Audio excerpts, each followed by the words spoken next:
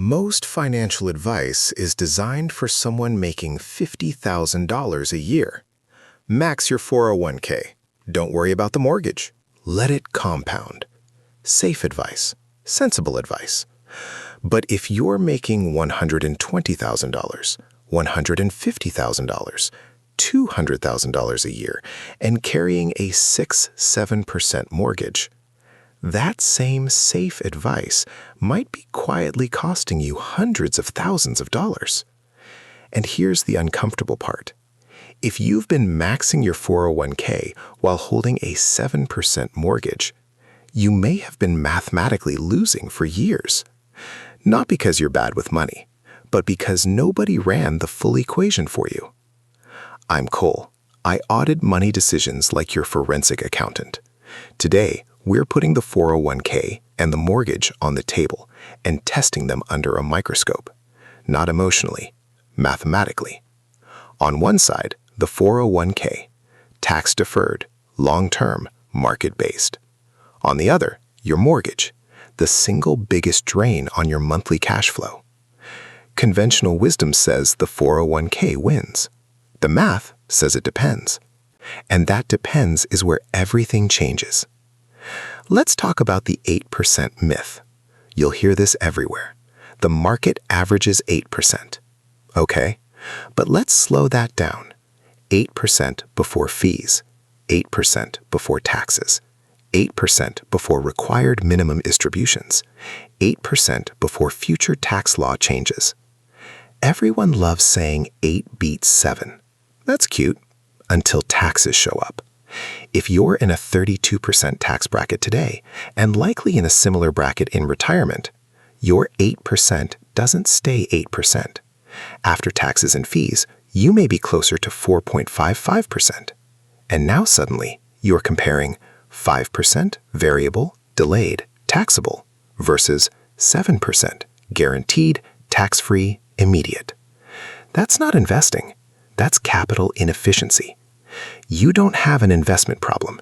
You have a capital allocation problem. Now here's the silent partner nobody mentions. When you contribute to a 401k, you are not the only investor.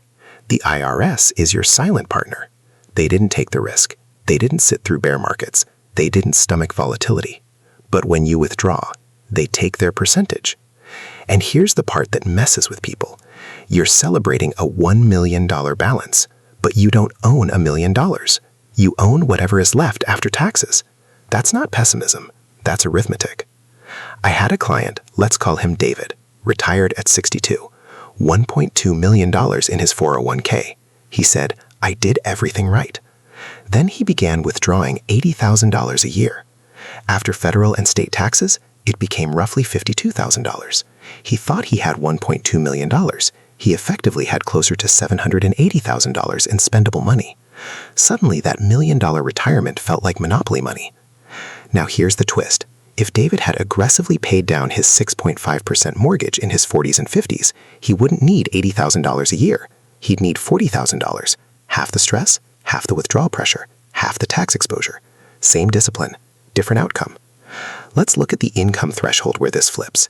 If you're making under $80,000, low tax bracket, low mortgage rate, max the 401k, take the match. That's rational.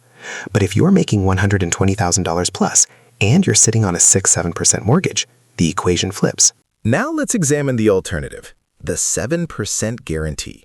If you apply an extra $2,500 a month toward a 7% mortgage, that 7% is guaranteed, tax-free, risk-free. Do you know where else you can get a guaranteed 7% return right now? Nowhere. Treasuries? Lower. Savings accounts? Lower. Corporate bonds? Lower, with risk. There is no other instrument giving you a locked-in 7% return with zero volatility. And unlike a 401k, that return immediately lowers your required monthly income. Which brings us to the concept most people ignore, the survival premium. Most people obsess over net worth. Net worth is a vanity metric. It's a number that makes you feel impressive at dinner. But nobody loses sleep over net worth. They lose sleep over their monthly burn rate. If you're a high earner, the real metric is your survival premium. How much do you need each month just to not panic? That's the scoreboard, not your brokerage app. Let's look at two different futures. Same income, same discipline, different allocation. Scenario A, the maximizer. You max the 401k. You build $1 million on paper, but you still have a $4,000 mortgage payment. If you lose your job at 52, you need $9,000 a month to survive. You can't access the 401k without penalties and taxes. To net $9,000, you may need to withdraw $15,000. Your $1 million safety net evaporates in 5 to 7 years.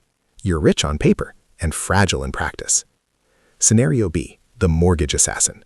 Same income, same discipline, but you killed the mortgage first. Now your survival cost drops from $9,000 to $5,000. If you're laid off, your emergency fund lasts twice as long. You can negotiate, you can retrain, you can pivot. Person A is desperate, person B is dangerous. Freedom isn't flashy, it's quiet. It's the absence of panic. Now, what about the company match? Let's address it. The match isn't evil, it's compensation. Just don't confuse compensation with strategy. If you have to stay in a job you hate for 4 years to vest, that's not free money, that's golden handcuffs. And here's the uncomfortable question. Is the match building wealth, or is it buying your compliance? But compound interest, you ask. Yes, compounding matters, but compounding only works if the net return is superior. If your real return after tax drag is 5% and your debt is costing 7%, you are compounding in reverse.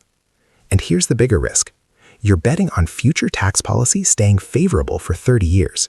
That's not math, that's optimism. The deeper truth is, this isn't about hating retirement accounts. It's about sequencing. High-rate debt first, then long-term compounding. Cash flow first, then asset growth. Autonomy first, then optimization. Because if you lost your income tomorrow, would your spreadsheet protect you, or would your fixed expenses own you? Here's the psychological shift. The happiest high earners I've audited don't have the biggest retirement balances. They have the lowest survival premiums. They sleep, they negotiate differently, they walk away from toxic situations. And their wealth compounds later because their risk tolerance improves, not because they chase the biggest number first. So let me ask you the final question. Are you investing for a large number you can't touch, or are you investing for autonomy? Run your numbers, not what your advisor said, not what Reddit said, your numbers. If the math says you're losing, stop losing. Your future self isn't asking for a bigger screenshot, they're asking for leverage. I'm Cole, this was your audit. Are you team 401k or team mortgage freedom?